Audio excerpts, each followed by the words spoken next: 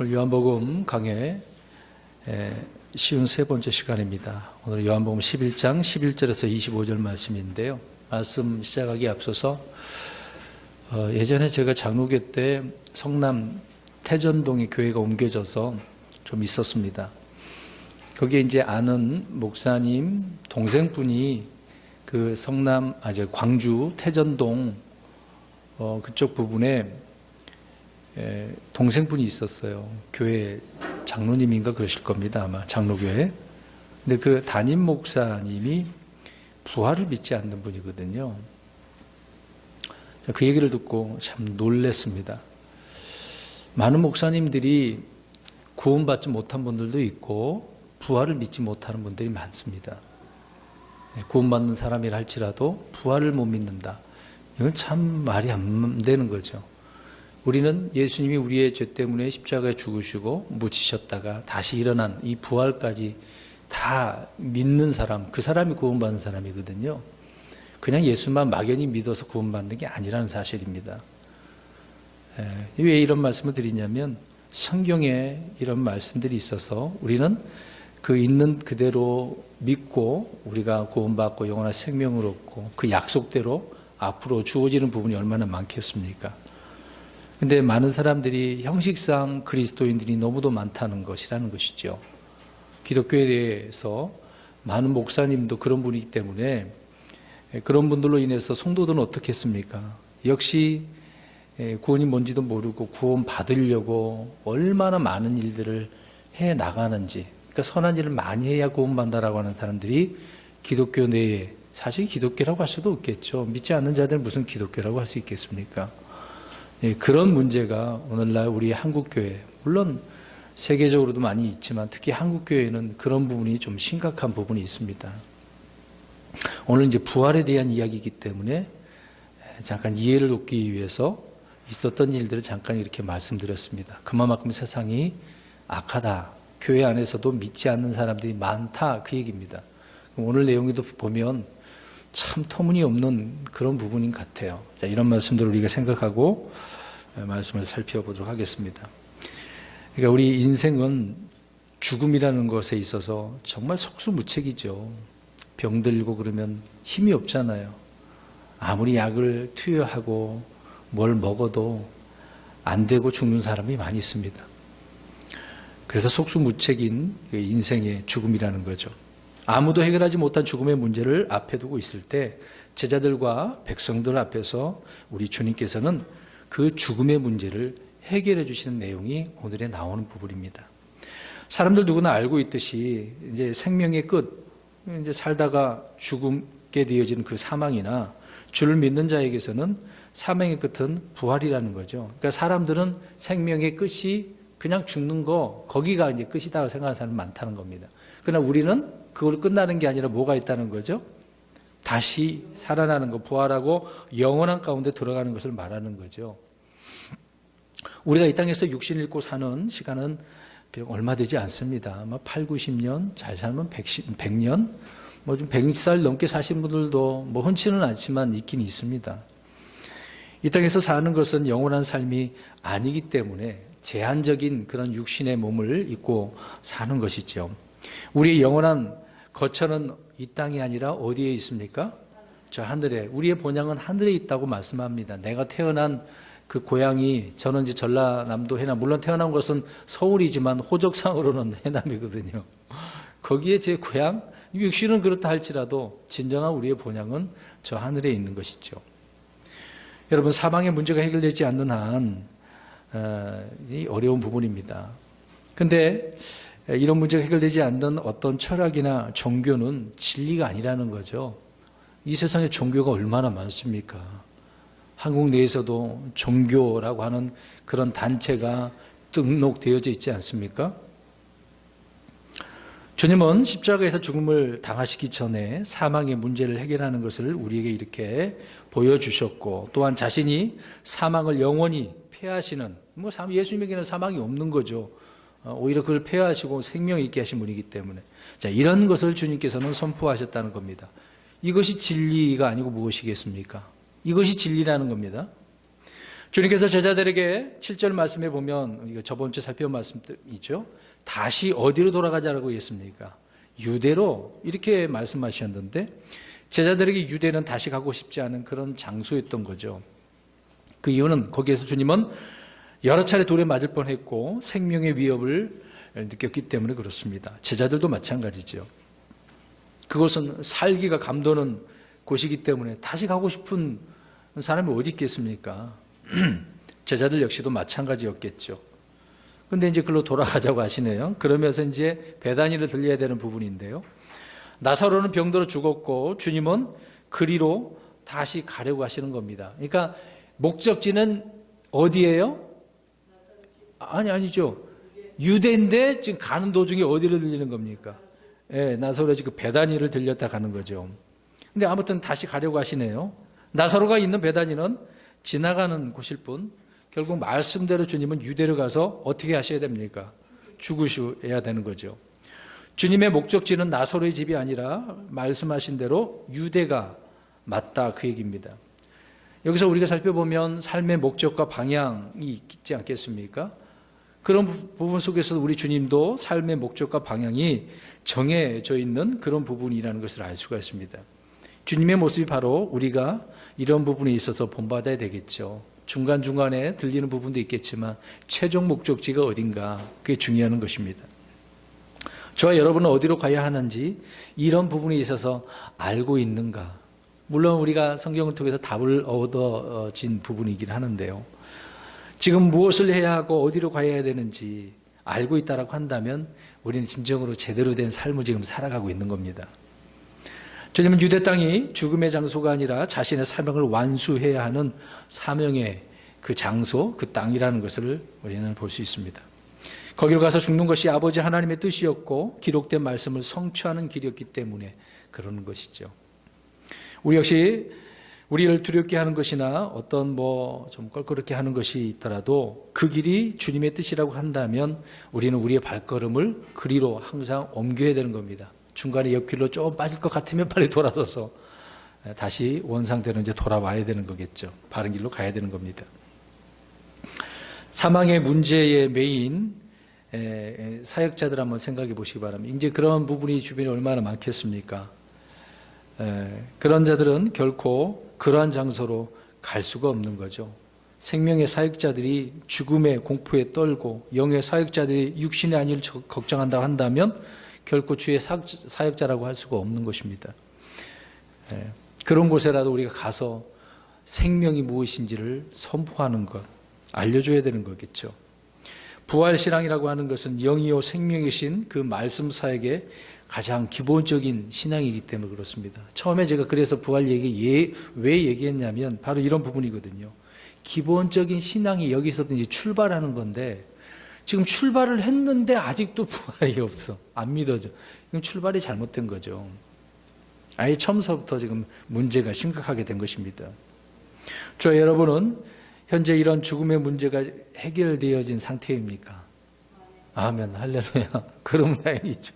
근데 지금 제가 말씀드리는 건 교회 안에 그게 해결되지 않은 분들이 있다니까요.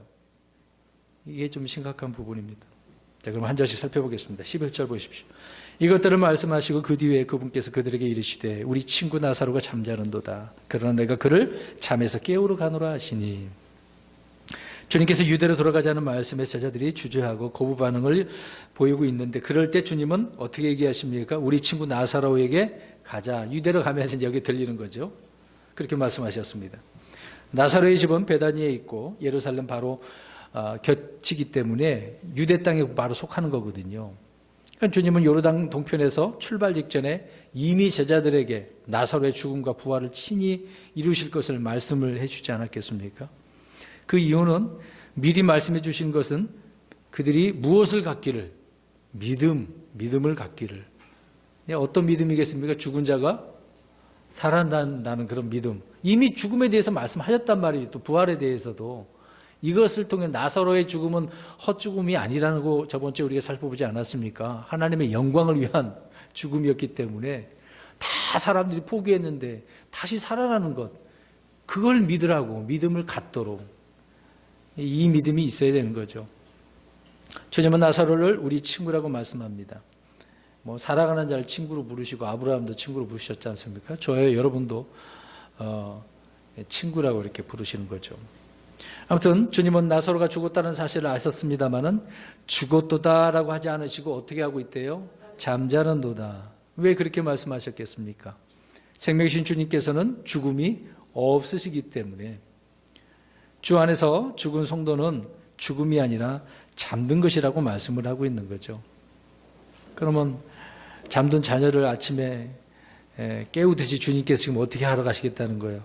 깨우시려고. 잠들었으니까 깨워야지, 이제 그 얘기죠. 사람들에게 육신의 죽음은 사망이지만 성도들에게 죽음은 깊은 잠에 지나지 않은 것이다 라고 말씀합니다. 이미 예수님께서 부활하실 때 첫 열매로 주님뿐만 아니라 같이 부활한 자들이 있었죠. 구약 성도들이. 마태복음 27장이에요. 거기에 잠든 성도들의 몸이 일어났다고 그랬습니다. 우리 육신적으로 사실상 죽은 건데 첫 열매 가운데 이들 또한 일어나게 된 것을 보죠. 오늘 베다니에 병드는 사람이 있습니다. 이걸 생각해 볼 때 자신에게 병이 들었든지 아니면 가족 가운데 누가 병이 들어서 죽음에 이르게 될 때 그가 믿는 그런 신자라고 한다면 죽음을 통해서는 이별하게 되지 않겠습니까? 그런 문제에 있어서는 슬퍼하겠죠. 슬퍼할지라도 죽음이 영원히 끝이란 생각에 우리는 슬퍼하지 않는다는 겁니다. 우리 주변에 장례가 많이 있잖아요. 가족들 중에 그렇게 죽으신 분도 있고 또 안 믿고 죽으신 분도 있지 않습니까? 그것을 볼 때 우리는 교훈 삼아서 다시 일어나는 부활까지 생각을 하는 바가 많이 있습니다. 그래서 슬퍼하지 않는 거죠. 주님 안에서 잠이 들었다고 우리는 생각을 해야 하는 부분입니다. 주님께서 내가 그를 깨우러 가노라 라고 하는 말씀은 죽은 자들을 일으키시는 말씀이라는 거죠. 그래서 잠든 성도들을 깨우고 계시네요. 이것을 통해서 주님께서는 부활이 있게 되어진 것을 그들에게 알게 하시기 위해서, 그러니까 알게 되기 때문에 그렇다는 것입니다. 주님은 잠든 성도들을 깨우러 오신다는 것을 알 수가 있죠. 지금 성도들도 많이 자고 있는 자들이 있습니다. 그런 자들은 어떻게 해야 될까요?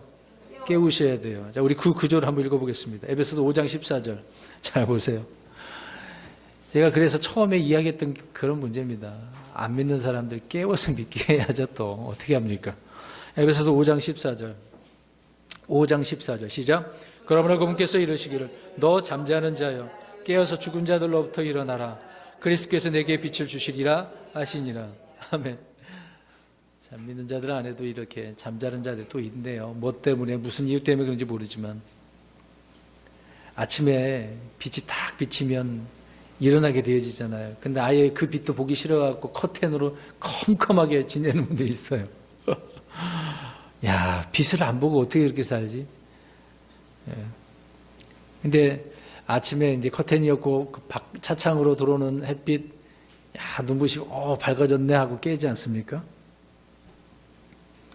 주님 역시 우리에게 환하게 이렇게 빛을 주심으로 깨어서 일어나라고 말씀합니다. 영적으로 깨어져 있는 그런 사람이 되어야 되는 거겠죠. 아무튼 11절 말씀은 주님께서 잠자고 있는 자를 어떻게 하십니까? 깨우시네요. 나사로가 그런 부분입니다. 12절입니다. 이에 그분의 제자들이 이르되 주여 그가 잠자면 좋아지리이다 하니라. 잔다고 그러니까 또 어떻게 얘기해요? 병에 걸렸었으니까 그러면 일어나면 좋아질겠죠. 막 그렇게 생각하는 거겠죠. 제자들은 주님의 말씀을 거의 알아들은 적이 없어요. 오늘 내용 봐도. 특히 요한복음에는 영이요 생명의 말씀을 하시는 주님, 그런 주님과 그런 육신과 물질로 이렇게 생각하고 그걸 받는 제자들의 그 이해력을 한번 생각해 보세요. 갭이 차이가 얼마나 나겠습니까? 그 관계의 공백이요. 우리가 이미 앞에 요한복음 3장 40 쭉 이어서 살펴봤습니다마는 니고데모에게 주님께서는 거듭 남의 진리에 대해서 말씀을 해줬을 때 어떻게 받아들였습니까? 어머니 배 진짜 그런지 육신적으로 그렇게 받아들인 거죠. 사마리아 여인에게 주님께서는 생수를 주신다고 그랬는데 그 생수가 뭐였습니까? 성령님이잖아요. 근데 그 여자는 진짜 우물에서 깃는 그 시원한 물 그렇게 생각한 거죠. 유대인들에게 주님께서 또 살과 피에 대한 이야기를 했어요. 빵 얘기하면서. 네. 근데 유대인들은 어떻게 생각했습니까? 아, 진짜? 얘 무슨 식인종으로 생각을 하는 거죠. 못 알아듣는다는 이야기입니다. 그러니까 아까 잠깐 스쳐가면서 생각하는 게 콩으로 메주를 써도 이제 그게 믿어져야 되는데 안 믿는 사람이 있다는 거예요. 여러분 메주를 뭘로 만듭니까? 콩으로 만들잖아요. 뭐 파손하는가요?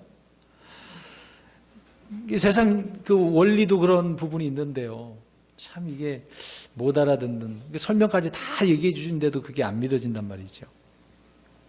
성도들의 영적 성장을 가로막는 가장 큰 장벽이 요한복음 6장 63절에 있는 말씀처럼 내 말이 영이요 생명의 말씀이라는 거. 육신적으로 이해하고 받아들이는 것이 문제가 되는 거죠. 그래서 그들은 오해가 생기고 불신이 생기고 그 지각에 있어서 열매를 맺지 못하게 되어지는 부분입니다.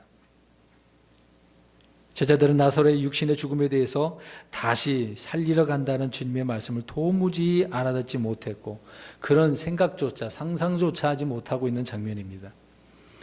주님께서 이전에 두 번이나 죽은 자를 일으키신 이유가 있었잖아요. 회당 7위자의 딸, 그리고 또 나인성인가요? 상해가 이미 나가고 있는데 살렸단 말이에요. 근데 여기는 지금 또 나사로를 살리는 장면이 있지 않습니까? 그냥 잠들었다면 건강하게 될 것입니다. 그 정도죠. 주님은 간단하게 제자들에게 우리의 친구 나사로가 죽었다. 그러나 내가 그를 살리러 가노라. 막 이렇게 이제 편하게 얘기하셨다고 한다면 제자들은 좀 혼란해하지 않았을 수도 있을 것입니다. 그런데 주님은 그렇게 말씀하시는 대신에 우리의 친구 나사로가 잠자는도다. 그러나 내가 그를 깨우러 가노라 라고 하십니다. 여기서 우리가 한 가지 생각해 보면요. 그럼 보세요. 예수님도 다른 말로 표현해서 쉽게 할 수도 있잖아요. 용어를 잘 선정을 하셔갖고 알아들을 수 있게 해주셔야 되잖아요. 근데 주님은 그렇게 안 하시고 있다는 겁니다. 그러니까 이해를 돕기 위해서 어떤 용어 선정을 해갖고 임으로 바꾸고 왜곡하고 이렇게 할 수도 있는데 주님은 그렇게 안 했다는 거죠. 원리 원칙을 지켰다는 이야기입니다. 제자들이 못 알아듣고 사람들이 수군거리고 오해의 여지가 있다 하더라도 정확한 용어를 사용을 하시고 진리를 지금 말씀하셨다는 겁니다. 그리고 그들이 잘 이해하지 못하면 다시 또 어떻게 하셔요? 설명해 주시잖아요. 그게 여러분 중요한 사건입니다. 이게 중요한 부분입니다. 성경을 이해하려면요, 그렇게 이해가 돼야 돼요. 성경이 말하고 주어진 그 단어를 내가 알기 쉽도록 바꿔가지고 안 됩니다. 그러면 전달이 잘못될 수가 있어요. 물론 번역 과정에서 그 나라에 맞게, 이해하는 그런 단어에 맞게 번역하는 건 중요한 부분입니다. 근데 그것보다도 내가 못 알아들으니까 알아듣기 쉽게 해달라고. 우리 앞에 쭉 계속 살펴봤잖아요. 쉽게 얘기해달라고. 해줬어요, 안 해줬어요? 주님은 있는 그대로 이렇게 말씀을 하시고 또 반복적으로 또 설명을 해주고 뭔가 보여주고 다 해줬잖아요. 근데 그들은 아니었다는 거죠. 제자들이 동문서답을 하는 것은 말씀을 파악하지 못한 데서 오는 거라는 것을 알 수가 있습니다. 제대로 알아듣지 못한 말에는 정확한 답변이 나올까요? 네, 정확한 답변이 안 나오죠. 잘 이해를 못했는데 어떻게 답변이 나올 수 있겠습니까? 아무튼 13절에 주님께서는 깨우러 간다고 하니까 잠자면 좋아질 것이라고 제자들이 그렇게 자기들의 생각을 이야기하고 있습니다. 13절 보십시오. 그러나 예수님께서는 그의 죽음에 대하여, 보세요, 그거 나오잖아요. 죽음에 대해 말씀하셨을 때 그들은 그분께서 잠잠에 쉬는 것에 대해 말씀하신 줄로 생각하니 지금 동상이몽인가요? 그렇잖아요. 전혀 그냥 같이 있는데 딴 생각을 하고 있어. 주님은 생각이 이건데 제자들은 전혀 다른 생각을 하고 있는 거지 않습니까? 오늘 이제 요한복음의 저자인 사도 요한이 이렇게 기록을 하고 있지 않습니까? 이렇게 기록한 사도 요한은 주님과 제자들의 이 뭔가 안 맞는 엇박자를 정확히 지금 잘 묘사해 주고 있는 거죠. 이런 예가 요한복음에 굉장히 많이 나와요. 이런 부분이 계속해서 반복되고 있습니다. 여러분, 이것을 통해서 우리 역시도 그렇지 않을까요? 이런 식으로 성경을 오해하는 경우가 많이 있습니다. 성경을 이미 이렇게 말씀하고 있는데 나는 내가 생각하는 거 이럴 것이다 라고 하는 부분이거든요. 그래서 제가 문제를 낼 때 되도록이면 성경에 있는 것을 가지고 답을 쓰기를 원하고 있습니다. 그 외에 있다고 한다면 이것을 자기 생각에 쓰십시오라고 이야기하는 경우도 있지 않습니까? 그런 부분이죠. 주님은 나사로의 죽음을 가리켜서 말씀을 하시고 있는데 제자들은 잠들어 쉬는 것을 가리켜 말씀하시는 줄 알고 그렇게 생각을 하고 있네요. 주님의 말씀을 제대로 알아듣는 유일한 방법은 주님의 말씀을 영이요 생명으로 그대로 받는 겁니다. 어떻게 받는 거라고요? 영이요 생명이라고 그대로 받으면 되는 겁니다. 근데 오늘날 특히 이제 개신교 가운데 장로교는요, 알레고리 해석 방법, 영해를 좋아해요. 그 이소무화가 알레고리 방식이죠. 물론 그건 다 잘못됐다라고 할 수는 없지만 성경에는 정확히 답을 주고 있기 때문에 어려운 부분이 아니거든요. 그런데 사람들이 이것을 상징으로 풀면서 영해를 한다시피 해서 알레고리 해석 방법을 씁니다. 그러니 진정한 성경이 말하고자 하는 그 의도를 파악할 수가 없게 되겠죠. 예를 들어서 주님께서 누룩이라고 말씀하셨을 때 제자들은 어떻게 생각했습니까? 그 누룩을 진짜 그 누룩. 근데 예수님은 바리새인들의 누룩, 사두개인들의 누룩, 또 헤롯의 누룩 그렇게 말씀하고 계시죠. 그러면 생수 그랬어요. 주님께서 생수라고 하면 무엇을 가리키고서 말씀하셨던 거라? 성령님에 대해서. 근데 사마리아 여인은 아니었다는 거죠. 참 이런 일들이 너무나 우리에게도 지금 있다는 것을 보게 되어집니다. 그래서 이런 현상이 성경에 나오는 그들에게만 있는 것이 아니죠. 우리는 자주 성경을 읽고 묵상하면서 성경적인 어떤 어휘, 용례, 어떤 어법 등에 그래서 익숙해져야 됩니다. 성경 읽으실 때요. 이런 부분에 대해서 익숙해지면 성경이 굉장히 쉽습니다. 사실상. 근데 그게 익숙하지 않으면 굉장히 어려운 부분이죠. 아무튼 잠들었다라고 할 때 육신이 죽은 것은 맞습니다. 그러나 육신이 죽었다 할지라도 주님께서는 어떻게 하신다는 거죠? 부활할 수 있도록 다시 일으켜 살아나게 하시는 주님이라는 것을 말씀해 주고 있는 내용이라는 것입니다. 그래서 아무튼 13절에는 사람들이 제자들이 엉뚱하게 생각하고 있는 것까지 또 설명을 합니다. 14절 보십시오. 이에 예수님께서 그들에게 분명하게 이르시되, 자, 어떻게 해요? 분명하게 나사로가 죽었느니라. 계속해서 알아듣지 못하니까 주님께서 분명, 야, 나사로 죽었다고 그 얘기를 하시는 겁니다. 주님은 제자들이 잘 이해할 수 있도록 이렇게 명백히 말씀해 주시네요. 조금 전에 주님은 나사로가 잠들었다고 말씀하셨고 지금 깨우러 간다고 말씀하셨습니다. 그렇다면 이 순간에 제자들은 죽은 자를 깨우러 가겠다고 말씀하시는구나 놀라야 하는 거죠. 그 정도 이해가 있어야 되는 거죠. 자, 어느 정도 상황을 보면서 들으면서 다 깨맞춰야 되지 않겠습니까? 무슨 말을 하려고 하는 거구나라고 빨리 파악을 해서 답을 해야 되는데 그 답이 내려지지 못한 상태였다는 것입니다. 우리 고린도후서 5장 16절 가서 읽어볼까요? 사도 바울은 어떻게 이야기하는지 보겠습니다. 저번 주에도 읽었던 부분인데요. 고린도후서 5장 16절 우리는 이렇게 이해를 해야 됩니다. 시작. 그러므로 이제부터는 우리가 아무도 육신을 따라 알지 않으니 참으로 우리가 그리스도를 육신을 따라 알았으나 이제부터는 그분을 더 이상 그같이 알지 아니하더라. 육신적으로 우리가 알지 않는다. 그러니까 제자들은 그때까지라도 계속 육신적으로 알고 있었던 거죠. 우리는 예수 그리스도나 성경이나 성령님에 대해서 육신을 따라 알아서는 안 됩니다. 성령님의 계시와 조명에 따라서 알아야 되는 거죠. 아무튼 분명하게 나사로는 죽었다고 말씀합니다. 15절입니다. 내가 거기에 있지 아니하였던 것을 너희를 위해 기뻐하노니 예수님께서 어떻게 하고 계신데요? 기뻐하시네요. 이것은 너희가 어떻게 하렴이라? 믿게 하렴이라. 그럼에도 불구하고 우리가 그 얘기로 가자 하시며 포인트가 있네요. 지금 이 일을 기뻐하고 계시네요. 아니 다른 사람들은 지금 죽어서 슬퍼하고 괴로운 상태에 있는데 주님은 기뻐하고 계시고 또 이것을 통해서 뭔가 믿게 하려고 하신다? 아주 중요한 말씀을 하고 계십니다.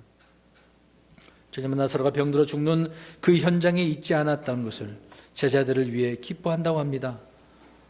주님의 놀라운 계획이 따로 있기 때문에 그곳에서 있으면 지금 병들어 있는 상태에서 고침받은 거? 그렇게 될 수도 있잖아요. 근데 그것보다 지금 나사로는 어떻게 되어져야만 된다는 얘기예요?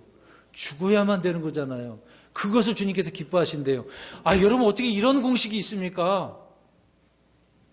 죽어야만이 어떻게 다시 살아나기 때문에, 주님께서 살리시기 때문에.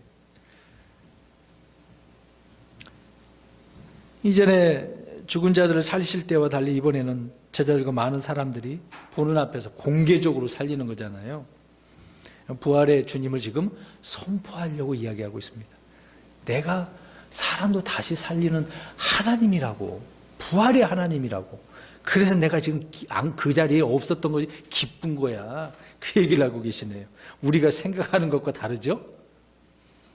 주님은 제자들로 하여금 자신 생명이고 부활임을 이렇게 믿게 하려고 했던 것입니다. 나사로의 죽음을 선포한 후에 주님은 제자들을 향해 그럼에도 불구하고 우리가 그에게로 가자. 잘 생각해 보시기 바랍니다. 이제 죽은 나사로는 예수님 앞에 갈 수 있어요, 없어요? 없죠. 자기가 어떻게 일어나서 갑니까? 그 대신 누가 그의 앞으로 갑니까? 예수님이 가실 수 있는 거잖아요. 사람들은 무덤으로 가서 그러면 죽었으니까 어떻게 해요? 장례를 치는 거, 애국하고 묘를 그냥 덮어주는 거, 그게 최선이겠죠. 그러나 우리 주님은 무덤에서 나사로를 어떻게 하십니까? 왜 일으키시잖아요. 나오게 하시잖아요. 나사로야 나오라 그러니까 어떻게 해요? 나오잖아요. 다 이미 막 돌돌돌 묶어가지고 집어넣어놨는데 깜짝 놀랄 수밖에 없죠. 우리 주님이 그런 분이라고요. 지금 여기 보세요. 지금 부활의 예수님이 이런 하나님이라는 것을, 능력의 주님이라는 걸 말씀하고 있는데 점점 피곤이 몰려와가지고 어떻게 하십니까? 네? 제자들은 지금까지 주님이 이렇게 병을 고치시는 장면 수없이 목격했잖아요. 놀랄 일도 많잖아요. 근데 다 그런 것도 대단해 그랬는데 죽은 자가 살아났다는 거 더 놀라운 거죠. 주님께서 무덤에 있는 죽은 시체를 일으킨데 얘는 그들이 본 적이 없었지 않습니까? 살아있는 사람 가운데 병든 사람 그런 사람을 고쳐주셨지 죽은 자를 살려내? 물론 앞에 두고 있지만 놀라운 일이죠. 이미 며칠이나 지났어요? 3일이에요? 근데 그건 뒤에 가서 얘기할게요. 네. 우리는 때로 더 큰 주님의 능력을 체험하기 위해서 어떤 기대하는 그 어떤 시점이라고 생각해 보세요. 근데 우리가 그런 어떤 기준이 있겠습니다만은 때로는 최악의 상황까지 갈 때가 있어요. 정말 주님의 놀라운 이 능력을 체험할 때 그럴 때까지 내려가는 경우가 있단 말입니다. 어떤 사람은 죽을 고비에 겪는 사람 있잖아요. 아니면 아예 하루아침에 이제 속된 말로 쫄딱 망하는 사람도 있을 것이고. 근데 그런 사람 가운데 다시 일어난 사람이 얼마나 있습니까? 많죠. 망하기 전에도 주님은 건져 주실 수 있지만 망한 후에 건져 주시는 경우도 있다는 거 믿으십니까? 우리 주님은 그런 분이라는 거예요. 그런 주님도 믿어야죠. 망하기 전에 그럼 조금 도와줘서 할 수 있죠. 아예 망했는데도 다시 일으키시는 분이 우리 주님이라고요. 병이 나기 전이나 갑병이 났을 때 고쳐줄 수도 있겠죠. 온몸이 병이 다 퍼진 후에 고쳐주는 경우도 있지 않습니까? 이런 일은 물론 주님께서도 기뻐하신 일이죠. 이런 일들을 통해서 우리는 주님을 아는 우리 지식의 폭이 더 커져야 된다는 겁니다. 이것을 통해서 믿음의 견고함이 더 넓어지겠죠. 이야, 이렇게 망했는데도 주님 다시 이렇게 세워주시구나. 정말 불가능한데도 가능케 하시는구나. 그런 주님을 경험하면 우리의 믿음의 폭이 더 넓어진다니까요. 속좁게 이만큼 생각했던 게 이렇게 넓어지니까 걱정이 없지 않습니까? 여러분 걱정되는 게 많으세요? 우리 주님의 능력, 나는 못 믿지만 우리 주님을 믿잖아요. 그게 중요한 것입니다. 지식의 폭도 넓어지고 믿음도 견고해지고 얼마나 좋습니까? 16절입니다. 그때 디두모라 하는 도마가 자기 동료 제자들에게 이르되 우리도 그분과 함께 죽으러 가자 하니라. 그러니까 아직도 제자들은 어떻습니까? 주님의 말씀을 못 알아듣고 있어요. 죽은 나사로를 살리러 가신다는 주님의 말씀을 이해하지 못했던 이 제자들이 아이고 주님 죽으러 가시나 보다 또 이렇게 생각하고 야, 그뭐 이제 각오하는 거, 죽음을 각오하고 주님을 따라가자 그거잖아요. 도마는 우리가 알다시피 의심하는 제자 중에 한 사람 아닙니까? 근데 충성심을 보여주고 있는데요. 근데 보세요, 여러분, 강아지 한번 생각해 보세요. 정말 싸납게 짖는 강아지가 있는데 진짜 어떻습니까? 소리는 큰데 갑자기 뭘 확 들으면 어떻게 해요? 꼴에 대가서 숨잖아요. 예? 짖기를 그냥 잘하는 것 같은데 무서워갖고 벌벌 떨고 사망의 죽음의 그런 어떤 두려움의 공포가 들여진 사람이 바로 지금 누구에겠어요? 도마란 말입니다. 도마. 자, 보세요. 스스로 얼마나 비장한 각오를 합니까? 죽으러 가자 뭐 이거잖아요. 지금 함께 죽으러 가자잖아요. 근데 잘 보세요. 자기가 죽고 혼자 그렇게 가자는 겁니까? 우리 왜 자기가 안 죽고 왜 같이 죽자고 해요? 이거 참 이게 희한한 사람이네요. 도마는 나는이라고 하지 않고 우리도 함께라고 이렇게 얘기합니다. 참. 근데 막상 이제 죽음 앞에 서게 될 때 어떻게 합니까? 제자들이 다 어떻게 좀 잡혀가니까 도망가 버리죠. 참 비장한 이런 각오를 가지고 있는 사람, 그 믿음이 도대체 어디로 가버렸을까? 도마는 이런 사람 중에 한 사람이 없음을 여기서 사도 요한이 기록을 해놓고 표현을 해주고 있습니다. 17절 보십시오. 그때 예수님께서 와서 보시니 그가 무덤에 누운 지 이미 나흘이나 되었더라. 나흘이네요. 나흘. 뭐 역사적으로 뭐 이것을 우리가 세대적으로 푼다면 하루가 천년 같고 천년이 하루같이 생각한다면 4천년. 예수님께서 이 땅에 구약이 지금 몇 년입니까? 구약 4천년. 정확히 뭐 이렇게 4,004년이라고 표현하긴 하는데 아무튼 4천년. 지나서 나흘 4천년 이렇게 지나다고 생각해 보세요. 오시니까 오셨을 때 뭐 사망과 죽음 이런 것들이 다 있었다는 것을 우리가 생각해 볼 수가 있겠죠. 인류는 죄와 사망 가운데 4천년을 지내고 이제 주님을 통해서 일어나게 되어지는 뭐 이렇게 해석하는 분도 있습니다. 뭐 일리 있는 말씀일 수도 있겠죠. 근데 중요한 것은 이미 며칠이 지났어요. 나흘이나. 근데 우리가 지금 우리나라도 장례 치르면 며칠을 합니까? 3일이잖아. 3일장치잖아. 물론 뭐 국장이 있고 뭐 10일여가 그런 것도 있는데 대부분 3일. 왜 그럴까? 왜 3일을 할까요? 3일 정도 있으면 죽은 사람도 다 깨어날 수도 있기 때문에. 이 유대 사회에서도 이런 부분이 있었어요. 기다렸던 거죠. 3일은. 3일 동안 장례 치는 부분 속에서. 그랬는데 그것을 지나고 며칠이 됐어요? 그럼 사람들이 이제 어떻게 됩니까? 3일 지났으니까 포기하고 끝나는 거죠. 이거 안 돼. 끝이야. 어떻게 할 수가 없어. 이제 그 정도가 된 거예요. 그러니까 예수님께서 일부러 그때까지도 또 안 가신 거란 말이에요. 아예 사람들이 포기한 상태에서 내가 어떻게 하는 하나님이라는 것을 보여주기 위해서. 그래서 주님은 죽은 지 나흘째 오신 겁니다. 사람들은 어떤 경우에도 살 수 없다고 그렇게 믿었는데 그런 불가능 속에서 주님은 가능케 하시는 거죠. 자, 18절 19절 보기 바랍니다. 이제 베다니는 예루살렘에서 15스타디온쯤 떨어진 가까운 곳이므로 유대인들 중에 많은 자들이 마르다와 마리아에게서 그들의 오라비에 관하여 그들을 위로하더라. 베다니는 예루살렘에 가까운 거리예요. 뭐 킬로수로 따지면 한 3.2km. 우리나라 평택 시내에도 좀 약간 높은 데 올라가면 다 보이지 않습니까? 바로 금방 뭐 조금만 걸으면 옆이기 때문에 성전이 바로 보이는 가까운 곳이에요. 그러니까 유대인들이 그 소식을 듣고 찾아왔죠. 그래서 위로했다라고 말씀을 합니다. 이들이 모여든 것은 이들 역시 하나님의 영광을 목격하기 위해서, 또 지역적인 조건도 있잖아요. 사람들이 몰려올 수밖에 없는 그런 상황을 지금 이렇게 주님께서 만들어 놓고 계시는 거예요. 자기가 누구시다? 하나님. 부활의 하나님이라는 것을 지금 내가 하나님이기 때문에 죽은 자도 다시 살리는 하나님이라는 것을 확증시키기 위해서, 선포하시기 위해서 진정한 메시아가 누구라는 것을 보여주기 위한 것이죠. 그것이 18, 19절에 말씀하고 있습니다. 20절, 21절에 그때 마르다는 예수님께서 오신다는 말을 듣고 가서 그분을 맞이하되 마리아는 여전히 집에 앉아있더라. 그때 마르다가 예수님께 이르되 주여 주께서 여기 계셨더라면 내 오라비가 죽지 아니하였으리이다. 두 사람 마르다 마리아의 상태를 우리가 알 수가 있습니다. 그러니까 마르다는 열심히 활동적이고 마리아는 좀 정적인, 좀 가만히 있는 그런 스타일이라는 것을 알 수 있어요. 근데 마르다는 주님을 보자마자 그냥 주께서 여기에 계셨더라면 안타까움을 호소하고 있습니다.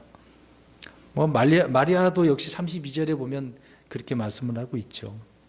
그런데 이들은 두 자매는 주님을 알고 신뢰하는 그 믿음의 한계가 어디까지였냐면 지금 살아 있을 때 병자를 어떻게 하실 수 있다는 거예요.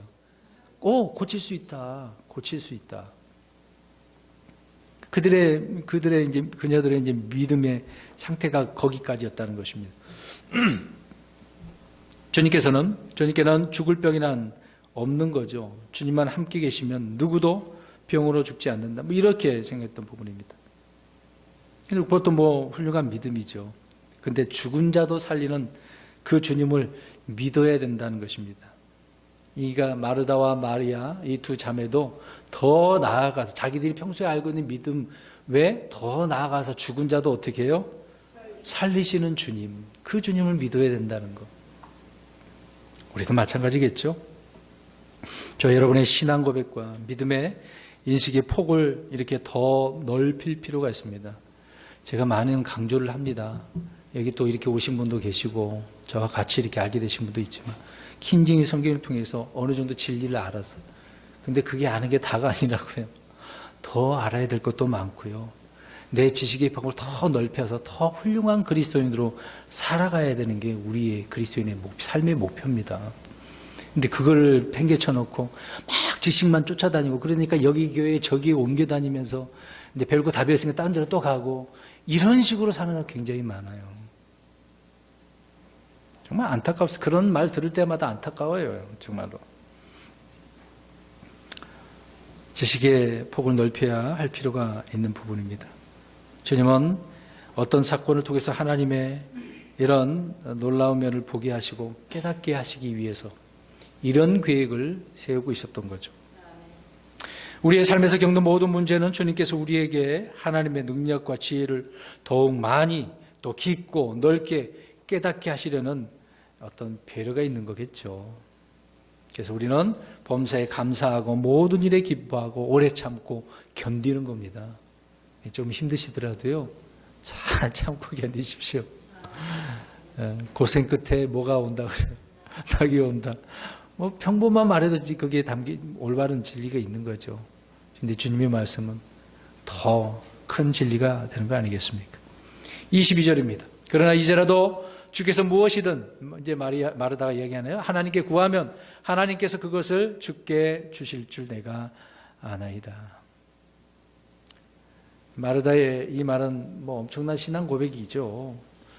뭐 지금이라도 주님께 구하면 하나님께 주실 것입니다. 그렇게 이야기하는데요.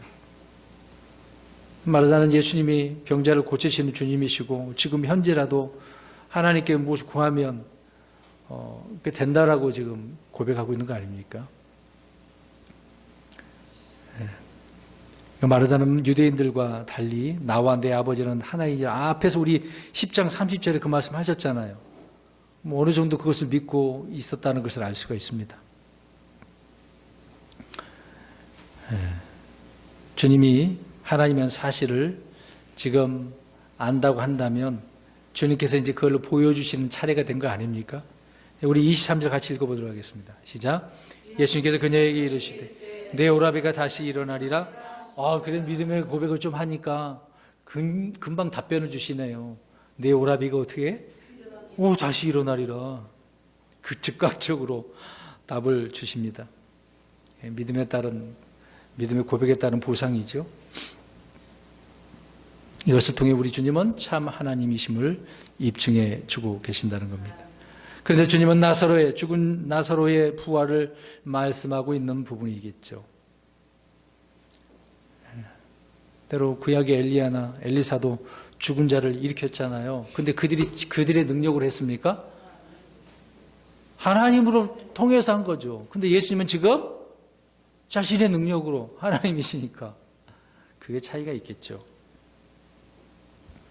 주님은 나사로를 죽은 것으로 여기는 것이 아니라 잠든 것으로 여기실 정도로 죽음이 아무것도 아니었다는 것을 알 수 있죠. 그래서 마르다에게 내 오라비가 다시 일어나리라 라고 말씀을 하셨습니다.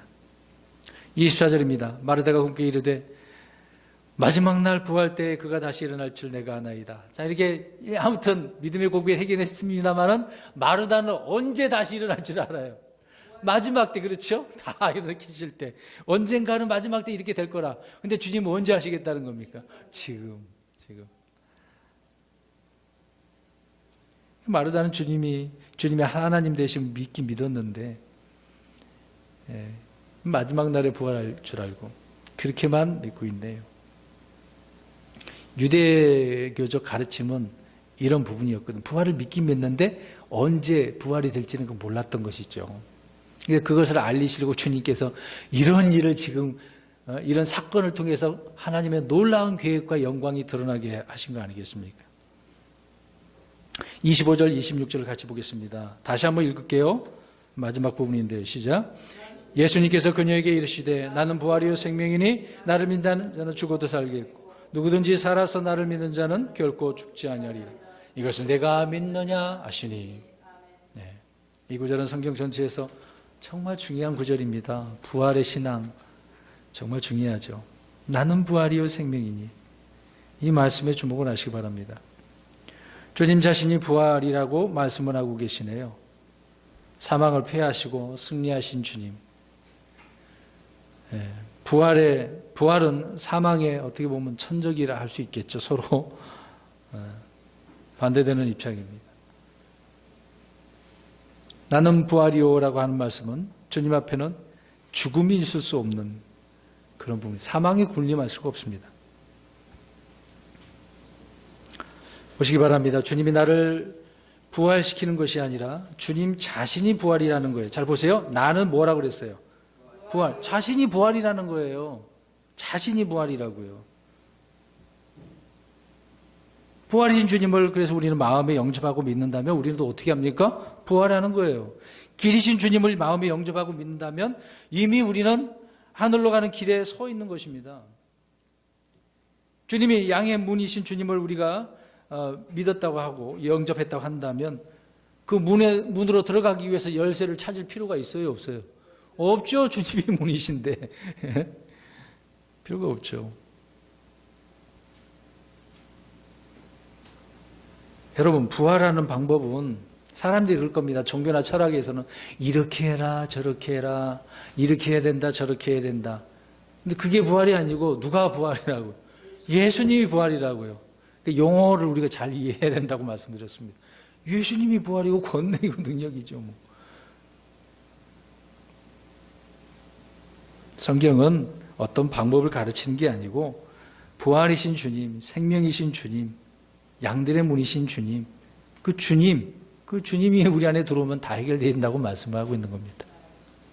행위의 문제가 아니라는 거죠. 성경은 모든 것 되시는 주님을 계시해 주실 분이며 그 주님을 믿음으로 믿고 마음으로 믿고 영접하면 된다고 말합니다. 어려운 문제가 아닙니다. 부활하신 주님을 믿으면 된다는 거죠. 저 여러분도 승리하고 싶으시면 승리자이신 주님을 믿으면 됩니다. 우리 마음이 어둡습니까? 그러면 빛이신 주님을 영접하면 내 안이 빛으로 그냥 빛나는 거잖아요. 사랑이 부족하면 그렇죠. 사랑이신 주님을 마음에 모셔드리면 되잖아요. 주님도 없이 나 사랑 풍성하다고 스스로 누가 그렇게 얘기하겠습니까? 여러분, 그 연말이면 그 냄비에다가 달랑 돈을 많든 적든 간에 넣어요. 내 사랑이 이만큼이야. 많고 적음의 문제가 아니라 내가 사랑을 표현한 거라고 할 수 있는 거잖아요. 네? 근데 우리 인간적인 사랑이지만 하나님의 사랑은 그 이상 아니겠습니까? 주님은 어떤 분이실까요? 모든 것 안에서 모든 것을 행하시는 주님, 또 모든 것을 충만하게 하시는 그런 주님이라고 성경은 말씀하고 있습니다. 우리는 이런 사실을 간과한 채 때로 열심히 자기 나름대로 연구를 하죠. 또 요령도 찾고 이것도 해보고 저것도 해보고. 그러면 그럴수록 누구만 힘들겠어요? 자기 자신만 실패를 맛보게 될 겁니다. 우리는 지금도 모든 것이 되신 주님이 아닌 스스로 무엇을 시도하다가 빈번히 넘어지는 경우가 많이 있죠. 주님 우리에게 오직 하나님만을 능력으로, 지혜로, 또 생명으로 삼도록 말씀을 하고 있는 것입니다. 오늘 25절 26절에 주님은 이 마르다에게 이 진리를 가르쳐주고 계시는 거죠. 나를 믿는 자는 죽어도 어떻게 된다? 산다. 예, 그렇죠. 왜 그렇습니까? 주님이 무엇이기 때문에? 부활이시기 때문에. 주님이 부활이라고. 예, 부활이고 생명이기 때문에. 다른 이유가 없습니다. 그래서 예수께서 말씀합니다. 이것을 내가 믿느냐라고 하셨습니다. 우리 성도 여러분들은 어떻습니까? 이것을 믿으십니까? 아멘. 할렐루야. 네. 믿으면 믿은 대로 되는 겁니다. 믿음의 영광을 보게 되겠죠? 또 믿을 때 주님의 그 어떠하심이 우리 안에 체험이 되고 승리가 되고 열매가 되어집니다. 이번 한 주가 동안에도 그런 부활의 열매가 넘치기를 바랍니다. 생명이 넘치기를 바랍니다. 예, 효과적으로 그 믿음과 말씀이 결합될 때 얼마나 풍성하게 열매를 맺는지, 예, 그 풍성함을 경험하셔서 하나님께 영광이 되기를 주의로 축원합니다.